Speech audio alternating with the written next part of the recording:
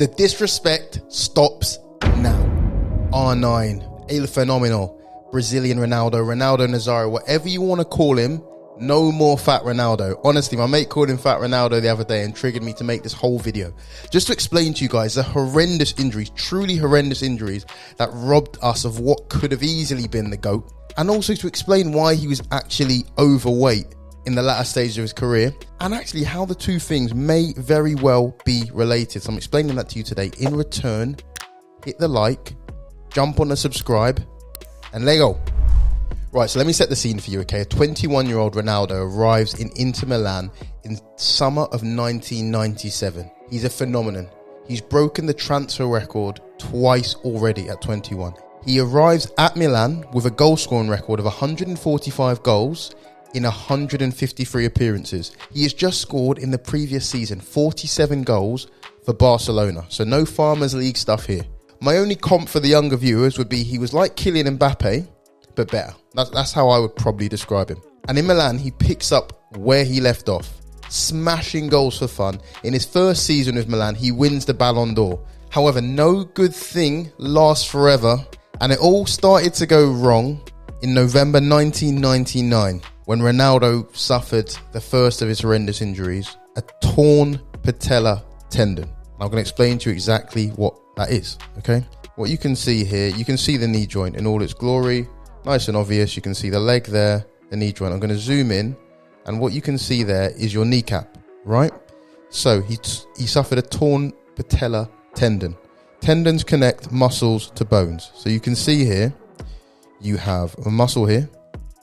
You've got the first part of the tendon, and then you've got the patella tendon, this yellow, which is now illuminated in yellow.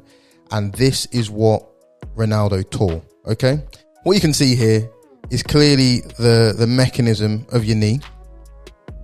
And this is the patella tendon.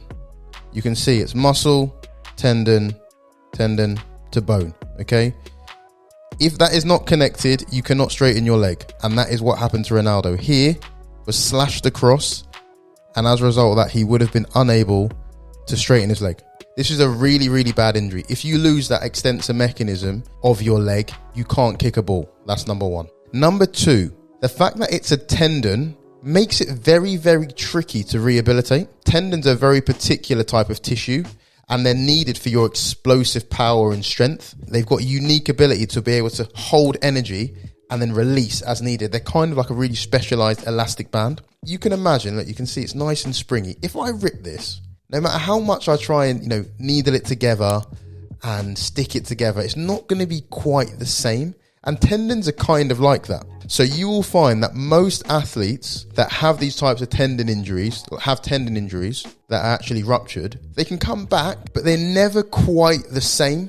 This is exacerbated by the fact that a knee tendon rupture, so a patella tendon rupture, isn't particularly common in football. It's not common at all, in fact. Injuries that aren't common, you have to be very careful about the way you rehab them to make sure you're not missing anything, essentially, just from a professional point of view. So with me having said all of that, what you would assume is that if you are the medical team and you have a 22, 23-year-old phenomenon, you've got the world at his feet, you've got him potentially for another 10 years, and you've got a really tricky, really difficult injury, you would really take your time with this, wouldn't you? You would really, really take your time with it, rebuild, etc., etc. To put this in context, I've had one of these in my career so far, and this player took about 9 months to come back to training, and it took him over a year to really, really be himself.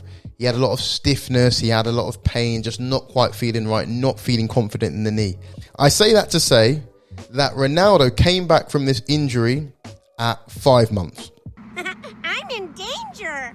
Gets reintroduced in a cup game against Lazio, and just look what happens. Look what happens. Watch closely, though. Watch closely. Bobbing, he's weaving, and then look closely. Can you see? Look again.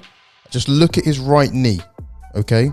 What you will see is his kneecap pop up and be up in his thigh. You can see it there if you look closely, just above the ball. That is his patella tendon snapping again. You know that video we saw, that patella tendon snapping again, which means the kneecap gets pulled up by the muscles above in your quadriceps, which is why his kneecap is about 2 inches above the knee when it should be nice and underneath when the knee is bent. Horrendous. Truly, truly horrendous. And the pain and the agony. And he's probably thinking he's not coming back. So he takes 5 months off the first time. The second time, everyone's learnt their lesson. And he's off for 17 months. And this is where I think he's incredible. Because he had 17 months out of the game. You know, he's not quite the same for his final year in Inter Milan. Though, he gets 7 goals and 3 assists in 10 appearances. And they decide to sort of say, all right, okay, Real Madrid are putting in a bit of money. Let's cut loose. Okay, I'd probably be willing to bet that he's the only high-level footballer that has had multiple patella tendon ruptures and come back. I will bet the farm on that. I've seen multiple ACL people come back from that. I've seen multiple Achilles tears people come back from that, but not multiple patella tendon tears. So he signs for Real Madrid in the summer of 2002. He's not been fit all season. Guess what he does? He goes to the World Cup that year to prove a point. He wins the World Cup. He wins the Golden Boot. He wins Ballon d'Or by the end of that year. Bad man. Unbelievable. And his Real Madrid career sparkling once again. He was back. 104 goals in 177 appearances. He wins the Liga. He becomes the record holder in terms of World Cup goals. All-round baller, special.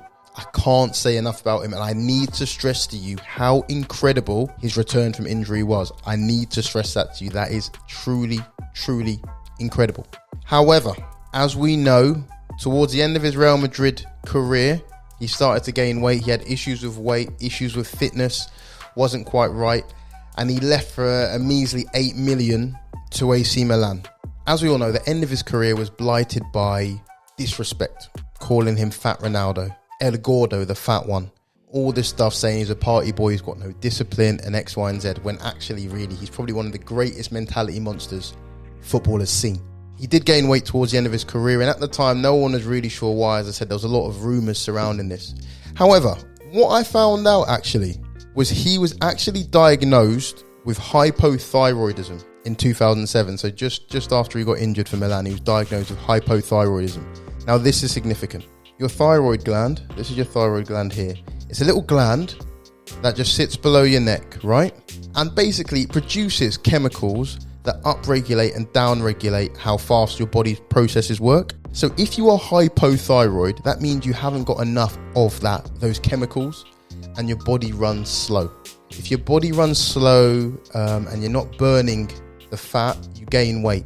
Essentially, Ronaldo had hypothyroidism, which was causing him to gain weight, and he didn't even know that until 2007. Lord knows how long he actually had it beforehand. I would suspect probably at least his last few years of Real Madrid. However, a part of me wonders whether he had these problems even earlier in his career.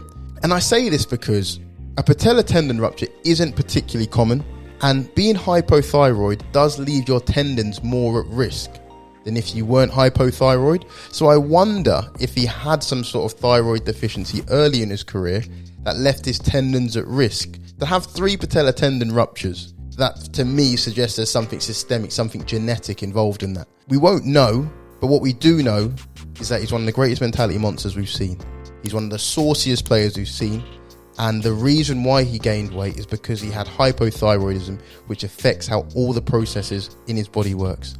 Salute this man, R9, Ronaldo, Il Fenomeno. We love you. See you soon.